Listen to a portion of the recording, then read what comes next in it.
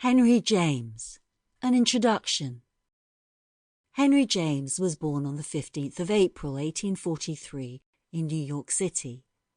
His youth was spent travelling with his family, receiving what was an extraordinarily haphazard and promiscuous education as they journeyed through London, Paris, Geneva, Boulogne-sur-Mer and Newport, Rhode Island, according to the father's current interests and publishing ventures.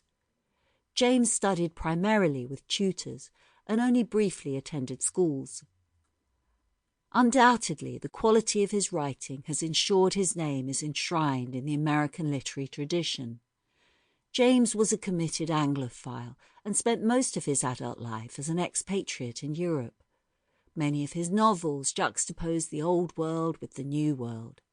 Classics such as The Portrait of a Lady, Daisy Miller, and The Ambassadors display the entanglement between American and European cultures and mentalities. They highlight the differences between the two worlds through following the experiences of American expatriates in Europe.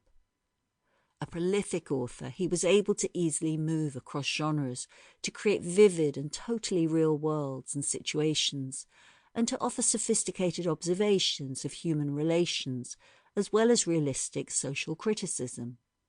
As a critic, James was unafraid to venture into reviews and essays of those other literary giants around him. These, together with his short stories and, of course, classic novels, make Henry James an author to be not only admired but read, and read often. In 1915, Henry James became a British citizen. On 28th of February 1916, at the age of 72, Henry James died in Chelsea, London. He was nominated for the Nobel Prize in Literature in 1911, 1912 and 1916. He never won. In this story, James examines the effect that the death of a dearly loved person has on a man's life, how he copes, how he grieves, and how he attempts to move forward. The Altar of the Dead by Henry James. Chapter 1. He had a mortal dislike, poor Stransom, to lean anniversaries, and loved them still less when they made a pretense of a figure. Celebrations and suppressions were equally painful to him, but one of the former found a place in his life. He had kept each year in his own fashion the date of Mary Antrim's death. It would be more to the point, perhaps, to say that this occasion kept him.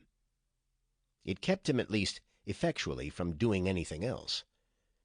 It took hold of him again and again, with a hand of which time had softened, but never loosened the touch. He waked to his feast of memory as consciously as he would have waked to his marriage morn. Marriage had had of old but too little to say to the matter. For the girl who was to have been his bride, there had been no bridal embrace. She had died of a malignant fever after the wedding day had been fixed, and he had lost, before fairly tasting it, an affection that promised to fill his life to the brim. Of that benediction, however, it would have been false to say this life could really be emptied. It was still ruled by a pale ghost, still ordered by a sovereign presence. He had not been a man of numerous passions. Even in all these years no sense had grown stronger with him than the sense of being bereft. He had needed no priest and no altar to make him forever widowed. He had done many things in the world. He had done almost all but one. He had never forgotten. He had tried to put into his existence whatever else might take up room in it, but had failed to make it more than a house of which the mistress was eternally absent. She was most absent of all on the recurrent December day that his tenacity set apart. He had no arranged observance of it, but his nerves made it all their own. They drove him forth without mercy, and the goal of his pilgrimage was far. She had been buried in a London suburb, apart then Sample complete. Ready to continue?